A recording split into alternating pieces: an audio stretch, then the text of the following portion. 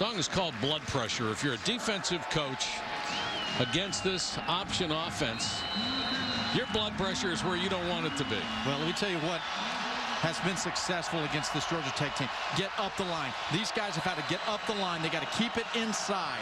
Got to keep it inside. At least you got a chance inside. Smith goes out on the perimeter. They want to throw underneath to Sims. Touchdown. David Sims with his first catch of the season. What a time to pull out that play. Was he wide open?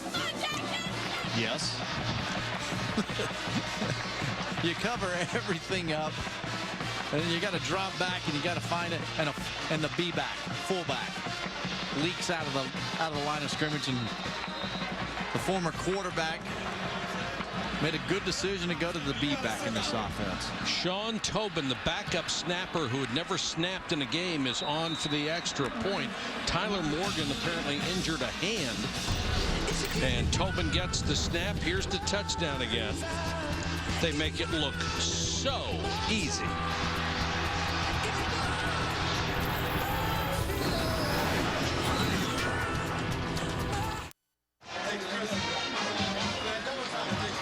Sims, Peebles, throwing a few other guys. Everyone who's played in the offensive backfield so far has contributed for Georgia Tech, and they are routing NC State here in Raleigh at Carter Finley. 21-0 second quarter.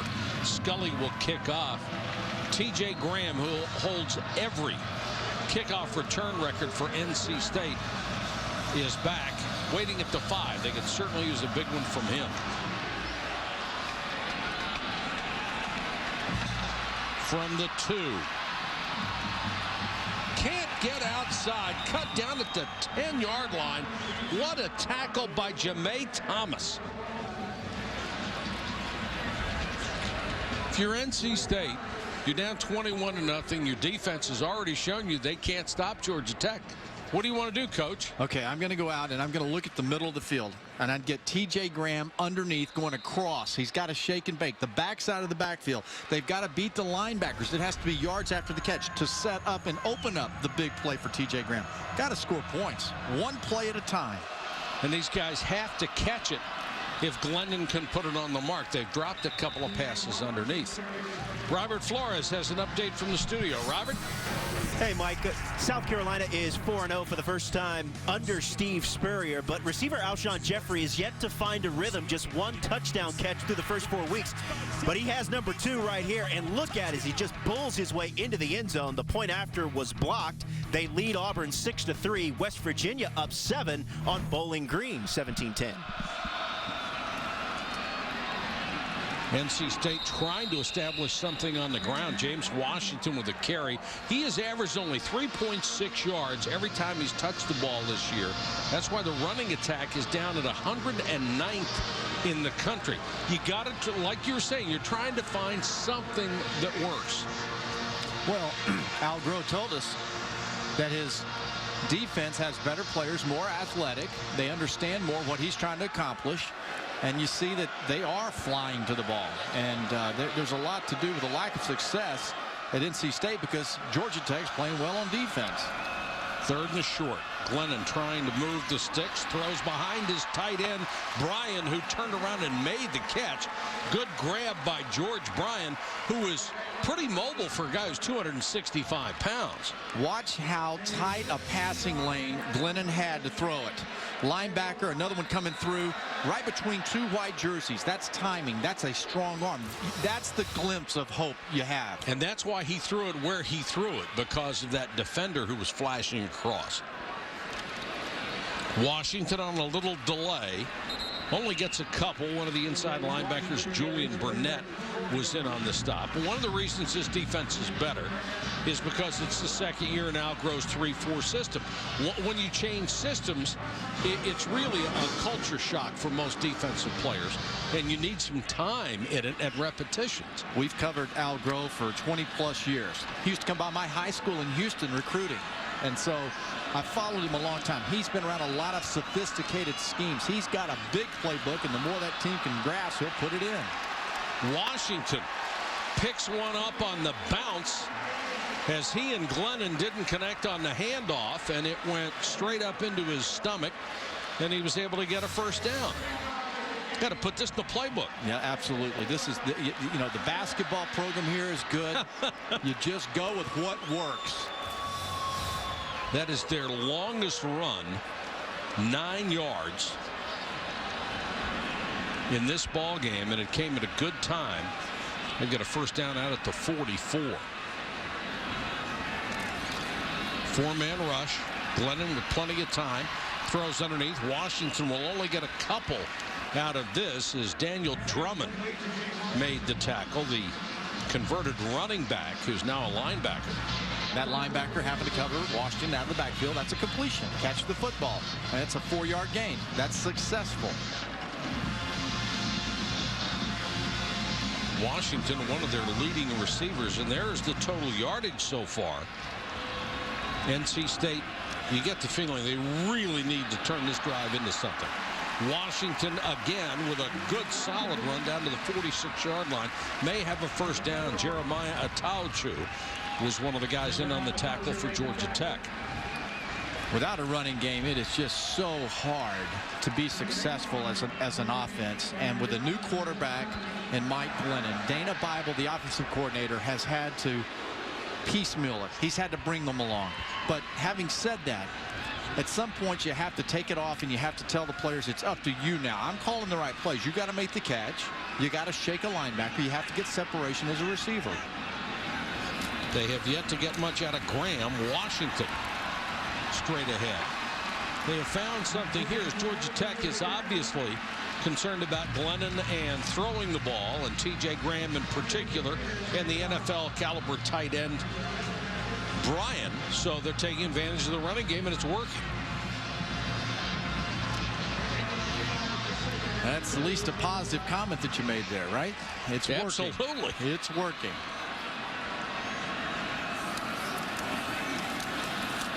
They'll try the ground attack again, this time with Creasy giving Washington a breather, but Drummond is right there to make the stop. Now, I've spoken with Tom O'Brien about this, and when he was at Boston College, he had those big, strong offensive lines, and they were good. Yes, they were. And they were well coached, and they got after him. When he came here, that was one of the first things he had to change, and was trying to recruit to that position. And between injuries and this and that, they just haven't been there with it. It's just not working. Russell Wilson used to buy time and make it look good with his legs. Now they've got to be more traditional. 3rd and a yard. Creasy hit in the backfield. Second effort got him back to the line of scrimmage. But that'll bring up a 4th down. I don't think you'll see anything but a decision to go for it here. Yeah, I'd tape the punter to the bench. This is going for it. And this is the offensive line. You see him out there. You see it in the line, the huddle. He's out there imploring him. R.J. Mattis, he's saying, let's get this thing. Let's, man up. Less than a yard. Washington returns. But a power formation.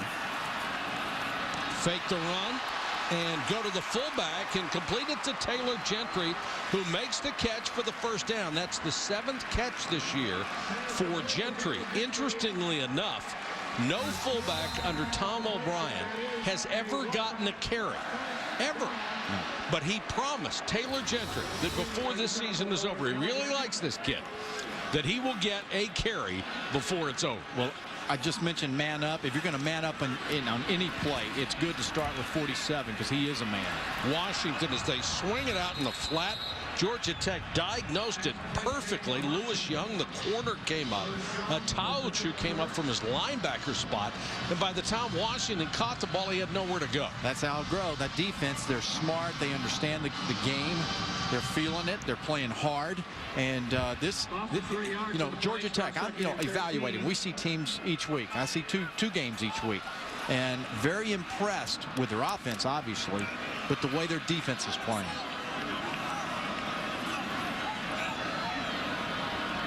Second and long. Glennon. Short set, throws the out. That's going to be complete for about 7 yards to Stephen Howard. Howard, one of those players the coaches Talk about being versatile, and he has confidence, just needs more reps and opportunities. And that's a smart play there by Mike Glennon. You know, get back to where you have a chance on third got down. half of it. Yeah. But again, 2-down territory. Absolutely. Which changes your play calling approach, doesn't it? Yes, it does. This will be the 14th play of this drive. NC State needs to make it pay off. This is going to be another losing play as Tobias Palmer looked like a flanker screen. He was coming back. Half the Georgia Tech defense was in the backfield with him. Lewis Young led the charge as we get a little pushing and shoving after the play. But watch inside in here. Here's your right guard, Allen. Zach Allen, he gets held up on the screen. He can't quite get out of there. And the timing is off. He can't make the kick out block. It disrupts the play. That's that smart defensive line. On a screen play, they have to feel it on the D-line. And the recognition by the Georgia Tech defense. These guys have obviously studied what is going on with NC State's offense. The reaction is tremendous. And NC State is out to go for it on 4th and 8. Glennon. Deep sideline, complete down to the 3, but there is a flag down because Stephen Howard may have gone out of bounds and come back in. If he did, he cannot be the first man to touch it. You hear about defensive backs when they're coached and they're saying to reroute a receiver. I don't know. They picked it up. He was rerouted and got right back into the play. If he's pushed out of bounds, it's different. Yeah. I don't know if we're going to be able to see it coming out of there on that, but he definitely came right back in, and he was rerouted for certain. Nice throw by Glennon. Well, he was pushed out. Illegal substitution on the offense, breaking the huddle with 12. 5 yards, still first down. It's a great way to be strong in the red zone is to use 12, but it won't work with this officiating crew. Does get rerouted, pushed out of bounds, comes right back in. Clearly had reestablished coming back in. So instead of 1st and goal inside the 3, they're back outside the 7-yard line. And Tom O'Brien's been around long enough and had such great success at Boston College. He knows how critical this is to keep his ball club in the game. They have got to get a touchdown. Washington inside the 5. You know, it takes a lot of confidence, and there's the flag down after the plays. There's been some more pushing and shoving. You have to have confidence in the fact that you're going to play 3.5 hours today, 4 quarters. So you're behind 21-0. I don't care. I want to drive. Dead ball. Personal foul. Unnecessary roughness. 84 on the offense. 15 yards. Be second down. Second down. That's George Bryan, the tight end, and that's a terrible mental mistake And there. captain. But you have to find, as we said earlier, you have to find something that works. If you can run the ball, fine. Let's go out and run it, go down and get a touchdown. Now we have something to build on. It is a very patient drive they're trying to conduct. They're going to lose their patience if they continue to have these kind of plays against them and these calls. You know. Bryan comes in and pushes somebody right in front of the official, and they flag him. Well, I'm not sure Didn't that's look like much. But you know what? That's not much. And that, No. I don't know if the officials are trying to keep the players from getting chippy out there, but that wasn't much, but it was right in front of an official. Second down now, and a mile from the 19. Washington inside the 10. Lewis Young made the tackle. Maybe they need to get chippy. You know, maybe that's what NC State needs to do. I said in the open, they've got to play like a desperate football team. Understand you're not playing well, and something has to happen. I don't know. On defense, just blitz 11. On offense, you've got to do something because what you're doing is not working. It's a great point, Craig. 9 minutes and 35 seconds so far in this drive. 81 yards. Got to make it pay off. 3rd and goal. Glennon with an empty backfield. It will be 4th and goal. Do you think field goal here, or do you have to go for it? You know, the field goal is not going to get you in shape to win a football game. I think you need to score and 6. I agree. And so you're down here and you have not shown any hope of stopping their offense. Go for it while you've got it down there. Well, you've got T.J. Graham, 6 feet 180. Guy with all sorts of speed, which is sort of negated by field position here. But he's your big play receiver. I think the receiver who does a double move, work to the out and back to the end. Georgia Tech has jumped on the receivers, knowing the routes. They've got to change it, and they'll be wide open. Graham's in the slot to the left. That's who they're looking for, and overthrown. And he did exactly what you said, Craig. Tried to suck the defense inside, went back outside. Glennon just missed him. Yeah, it's a tough throw to make, you know, and that just comes with reps. But now this NC State defense has had a little bit of a breather over there. See if they can come out and do something with it. That is a gut-wrenching disappointment. 9 minutes and 51 seconds, 81 yards in 19 plays, and you get nothing.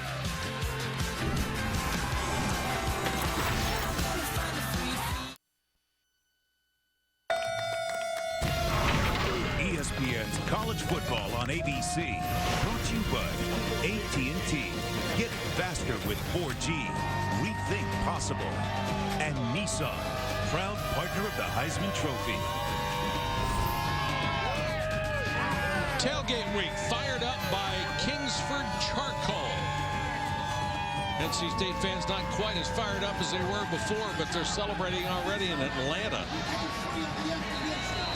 As Georgia Tech has a 21-0 lead to take over at the 9. You know how I like numbers. Mark Fredrickson gave me a good one here. Georgia Tech, 3 possessions, 3 touchdowns, 9 minutes and 11 seconds total. That drive there, 9 minutes and 50 seconds by NC State and 0 points. And it hurts psychologically so much. Washington hanging in the pocket, throws incomplete, just off of Roddy Jones' fingertips. Came from the wing, had a shot at it, laid out, couldn't quite come up with it. Now for today's Aflac trivia question, cue the Duck, who is the only current NFL head coach to play at Georgia Tech. That's a good one.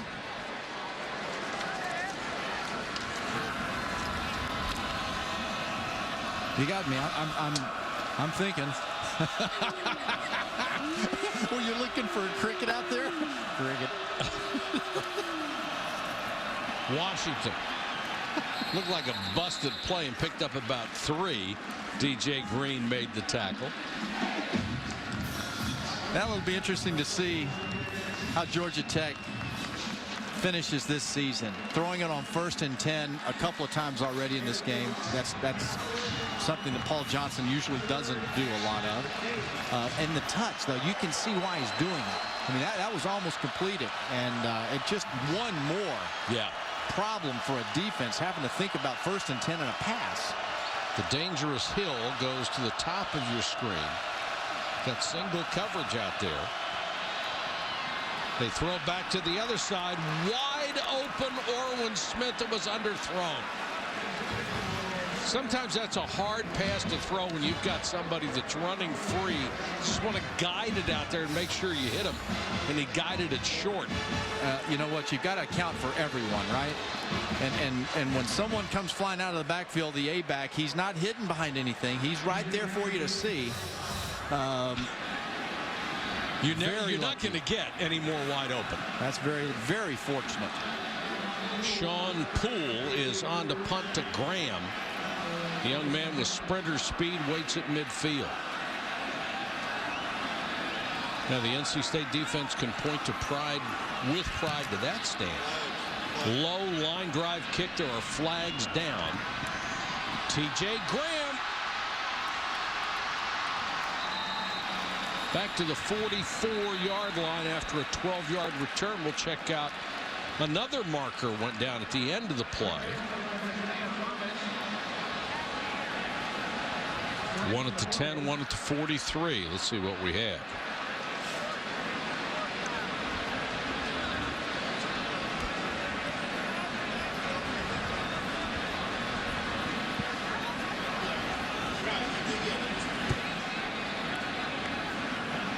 .401 to go, first half. Georgia Tech has been in total command of this game.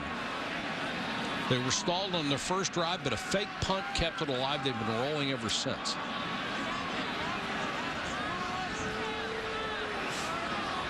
You know, are we talking about offsetting penalties here? No explanation yet from anybody. A lot of huddling.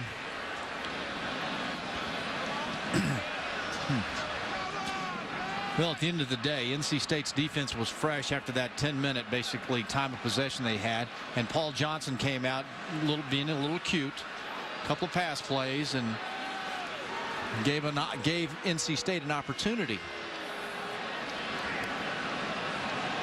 Now we're going to have explanations to both head coaches.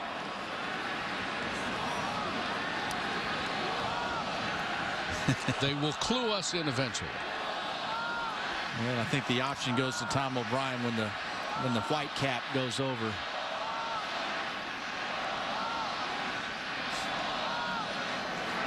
We have an illegal formation against the offense.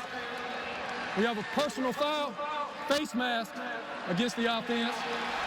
Then we have an illegal block in the back against the return team. Those fouls offset. Replay 4th down. Well, no wonder it took so long. Well, we can see if we can find the 7 across. 3, 5, 6. Only 6 on the line of scrimmage. Got to put one more up there. And at the other end of the field, there at the play, blocking the back on the left side. Let's complicate things and grab a little face mask. Got it right there. There that is. Yeah. Eventually we get to see everything, and they'll just wipe it out of the memory bank and try it again. Sean Poole stands in his end zone. 7 on the line of scrimmage this time. Yeah, and the defense is crowding the line. Now they back out. Poole with a much better kick. And a fair catch made at the 49-yard line. 37-yard kick, but no return. 3:54 to go in the half. NC State will have the ball when we come back to Carter Finley.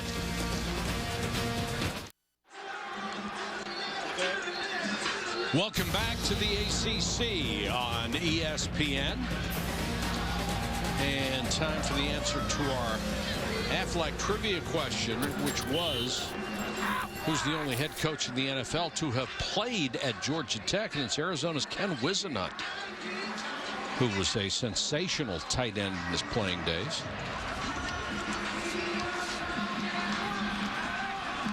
All right, Mike Glennon, let's see what you got in you. Huge drive for NC State. They had a clock-eating drive that didn't pay off at all the last time. And they did it on the strength of this running game. Washington picks up about 3. Of course, if you're running the ball, it does 2 things. If you're gaining yards, it gives you possession, and it allows the clock to run to keep that Georgia Tech offense off the field. Well, the challenge for Georgia Tech right now is to stay up and focused. You know, up 21-0. You know, you Sure. go to sleep. So execution. That's what I'd be preaching on the sideline. Their defense has executed nearly as well as their offense has today. This one intended for the tight end in traffic. Brian got a hand up, but it was too tall. Well, there are a couple of defenders between Glennon, the quarterback, and Brian, the receiver. This is one of those arc balls. A firm arc has to come just a little bit over that before the safety can come over and catch it. It's a hard ball to throw. But like the one that Glennon threw to Graham in the end zone that was just a little too hard, you got to have a little bit that nose coming down so the receiver can catch it. 3rd and 8. Glennon throws complete. Let's see where they mark this. The 36-yard line to Jay Smith. And that will be enough of a first down. His 9th catch of the year. Well, he says he's ready to make a name for himself. This is a good throw. Good job of going out and going down low, and Jay Smith finishing the play. Made sure he made the catch. Had plenty of space for the first down. 3 minutes to go.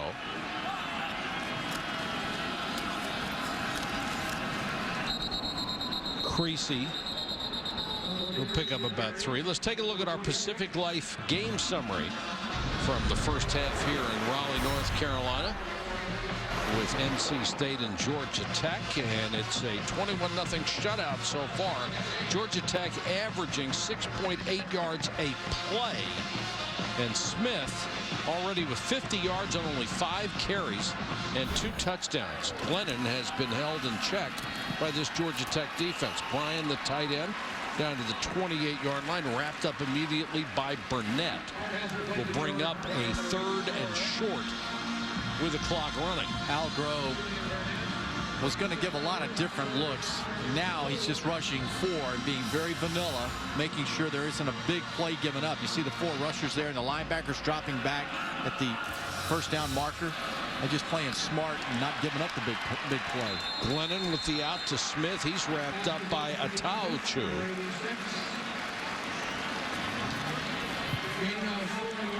They've had some good athletes at Georgia Tech on defense, but it just seems like there are more of them now, and they're playing together very well. Glennon under some pressure this time, rolls out looking, and complete down to the 12-yard line. Nice grab by Howard, and a good throw by Glennon on the move. I like this. The pressure comes from the left side. It forces Glennon to leave the pocket, but he's not trying to run. He's more athletic than you think. But the thing that's impressive about this is Stephen Howard coming back for the ball. The safety was coming forward, and had Howard not come back, that ball was an easy pick. It should have been a face mask on top of it. Washington picks up a couple, and they're going to stop the clock with a timeout at the 1:19 mark. Yeah, I like that. You know, make sure you come in here and you've got a good 2nd and 3rd down play called, ready to go with some tempo. 21-0, but NC State in the red zone with a chance to get on the scoreboard. You're watching ESPN College Football on ABC, presented by Buffalo Wild Wings.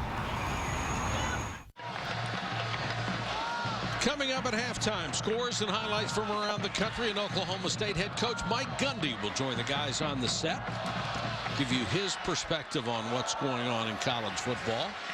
NC State, huge series here. Well, they've had it 27 plays in this quarter and no points. They've got to get something. To the end zone and a touchdown, Chase Smith. He was wide open and Glennon found him. Jay Smith's first touchdown catch of the year. And Glennon, who came in to play today, 2nd in the ACC in touchdown passes, now has 11.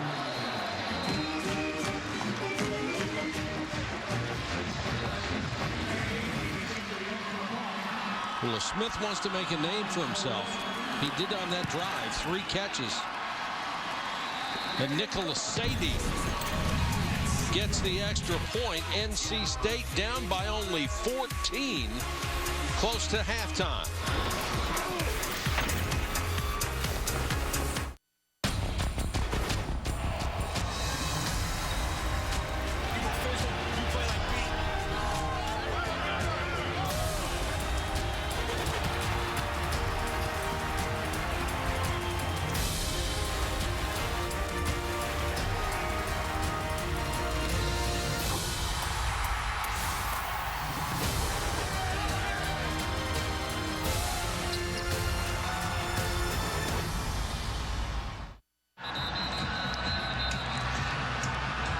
With back-to-back wins to start the chase, points leader Tony Stewart will make it 3 in a row, while defending champion Jimmy Johnson looks to bounce back from a surprisingly shaky start. The chase for the NASCAR Sprint Cup continues at Dover. Our coverage tomorrow afternoon at 1 Eastern on ESPN. NASCAR Countdown, presented by Napa. All right, the Wolfpack are on the board. Let's see if that wakes them up. And conversely, for Georgia Tech, their offense only had 4 snaps so far in the 2nd quarter. Hard to score if you don't have the football. They will have 1:15 to run their offense the rest of this half.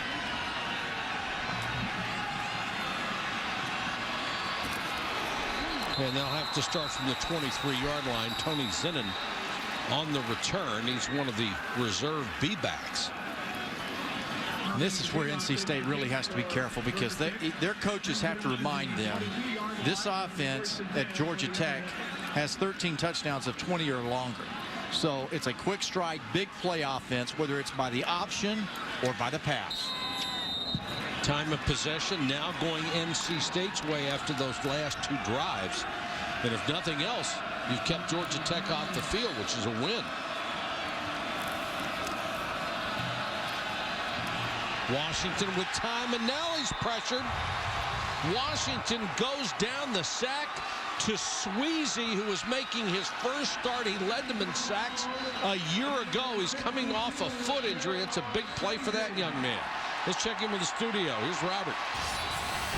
Hey, Mike, they battle for the iron skillet, SMU and TCU. Horned Frogs haven't lost at home to the Mustangs since 1993, but they were down 17-0. J.J. McDermott to Terrence Wilkerson makes it 14-0. Horned Frogs have just scored, but they're still down 10 second quarter. Meantime, Auburn leading South Carolina 9-6, also early second quarter. Hard to imagine, isn't it, that South Carolina's having trouble throwing the ball? Alshon Jeffries, very limited. He had 2 catches in the game. We did. And that, you know what, if it weren't for Marcus Lattimore, it'd be off the tracks at South Carolina. And that's why I think he, to this point, has been the most impressive athlete in college football. I agree with you. They're number 10 in the country, right, Mike? And they wouldn't be there if it weren't for Marcus Lattimore. No, they might be dead in the water. He is just a tremendous running back, and Garcia has yet to fulfill the promise that so many people held for him this year. Steve Spurrier will get that passing game going. If anybody can, he will. He'll work on it. But hey, that last play, Stephen Hill was open deep. They just didn't have time to throw it to him. Quarterback draw. Out to the 28-yard line, Tevin Washington. I'd hate to play defensive back for a number of reasons, but one would be like today, going against a 6'5", 206 speedster who just, I think he can run as fast as as needs to be. And you can't get deep enough to cover him. No, you got to turn around, put your head down, and run. Tonight, ESPN2 and ESPN both deliver a pair of prime-time ball games. First on ESPN2 at 6, Frank Beamer and the Hokies against Dabo Swinney's number 13 Clemson Tigers. Then on ESPN at 8, Brian Kelly's Fighting Irish go for their 3rd straight win against Purdue. Both games part of Tailgate Week, fired up by Kingsford Charcoal. I know it's been said all week, and it's an obvious. Dabo Swinney and Clemson have set themselves up to have a Cinderella type of season. This is a critical game. Can you do it back to back to back? Can you keep going? And we've seen them in the past, and they're a talented football team. Probably we'll see them again before the year's over. But it's just one of those football teams that in the past has not been able to be consistent enough. And Virginia Tech is a team that never makes it easy for you. Never. Can they keep possession? The toss to Roddy Jones, and Roddy Jones breaks it open. Looks for a block downfield, and Roddy Jones is gone. There is a flag down back at the 45-yard line. We'll have to check that out. But right now it's a 71-yard touchdown run.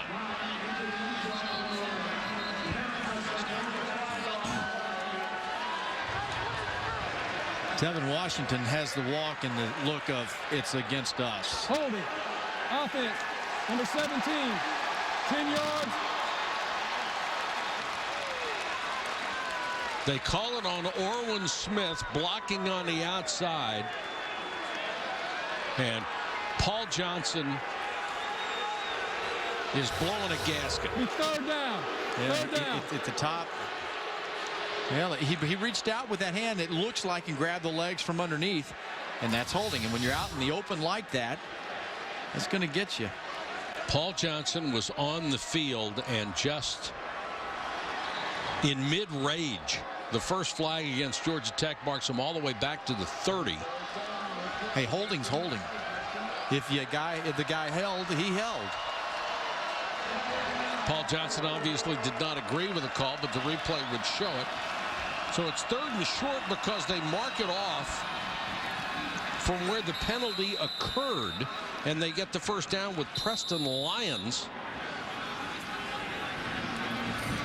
And 34 seconds on the clock. They'll stop it again. A timeout for the Yellow Jackets. It's amazing watching this offense, Craig, either when we see it with Georgia Tech or see it with Navy. Big plays just seemingly come out of nowhere. What looks like a routine run turns into a 71-yard scamper. Yeah, I know Paul Johnson is furious, but when you go back and you really slow it down and you look at this deal, Orwin Smith did indeed reach out with his left hand on the legs of the defender. And right here you see how he's holding on to him, causing him to lose it. That's holding. Whether it's on the jersey or on the leg, it's holding. And Paul Johnson from the sideline may have been screened on that play and thought it was just a clean block.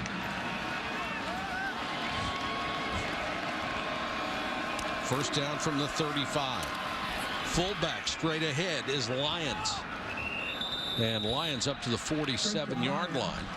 Lyons missed the North Carolina game because of an injury. He says he's a good blocker, but he's showing he's a good runner also. He started his career at Colgate. Clock's running. We're down to 23 seconds. Washington trying to get some yards here. He's under pressure. And throws this one out of bounds with 12 seconds to go. Yeah, he did. He at the end of this play gets hit pretty good, and he was hoping to have Stephen Hill going up on a skinny post down the middle of the field, but Hill got kind of bumped by a defensive back, and so he'd lost his chance. And Marcus Kuhn unloaded. Lucky he didn't get a flag on that one. Took about a step and a half. Now 12 seconds to go in the half. Georgia Tech's going to need a big play just to get within field goal territory. Washington sets.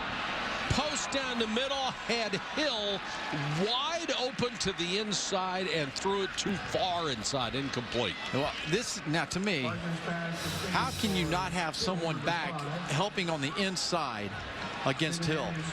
There's no way that the coaching staff drew that defensive coverage up like that. That's pitch and catch, and supposed to be easy 6. I mean, you can't get more open on a post than that. With 12 seconds to go in the half and 3rd and long, you've got to have a safety in the middle of the field, and they had nobody within 15 yards of that ball. Now they'll just run the play and let the clock run.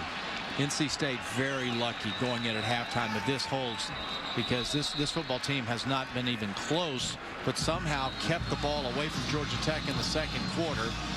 Even though they only got 7 points, they kept it within distance, within striking distance. If you're within 2 touchdowns, you're still in the ball game. And NC State is here at home before a real good crowd on a beautiful afternoon. At the half, our score, Georgia Tech 21, NC State 7. When we come back, the studio catches us up on everything at halftime after these messages.